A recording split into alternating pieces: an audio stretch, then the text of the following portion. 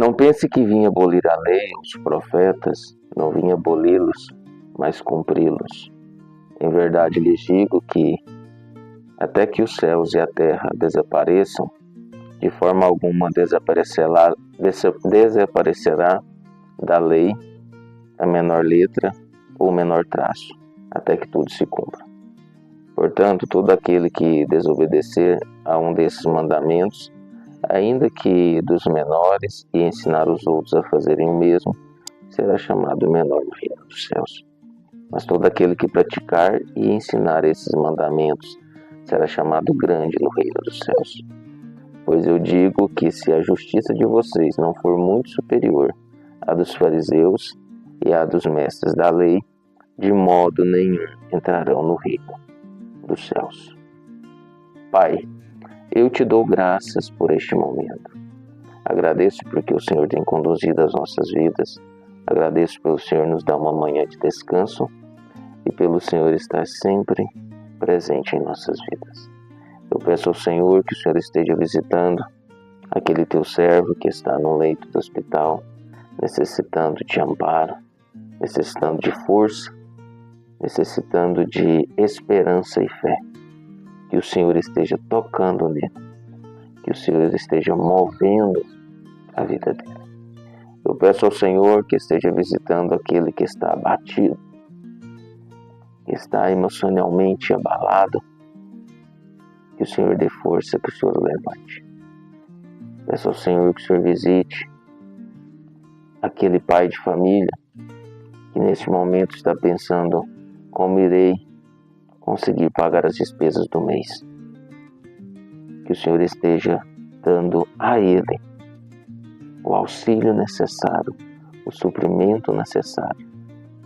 E que todas essas coisas venham acontecer para que o teu nome seja honrado e glorificado. No nome santo de Jesus Cristo. Amém. Bom dia, meus irmãos. Graça e paz. Deus os abençoe.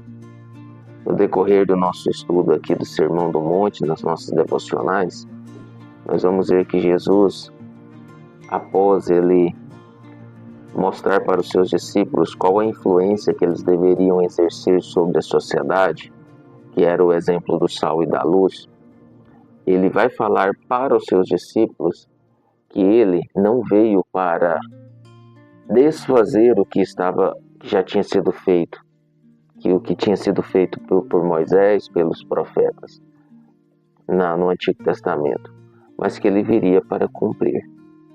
E ele fala assim para os seus discípulos: não pense que eu não vim abolir a lei, tá? Eu vim cumprir a lei.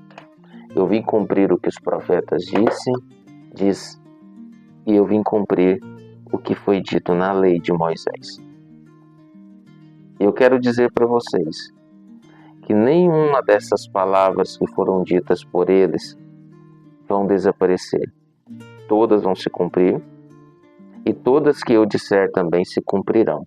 Jesus está dizendo: olha, tudo o que aconteceu no Antigo Testamento vai se cumprir em mim. E tudo o que acontecer da agora em diante se cumprirá também em mim. Até mesmo a ação da igreja que viria a acontecer pelos discípulos.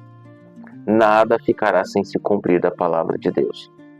Você precisa ter consciência disso, que toda a palavra de Deus vai se cumprir.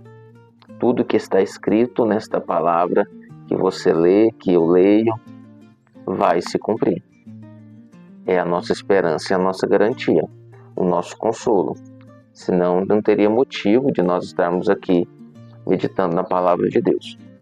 Outra questão que ele está dizendo para nós é que se uma pessoa pega esta palavra, desvirtua esta palavra e ensina ela a outra pessoa de uma forma desvirtuada, ele será responsável pela sua incompreensão e pela sua desobediência e pelo ensino que ele levou ao outro.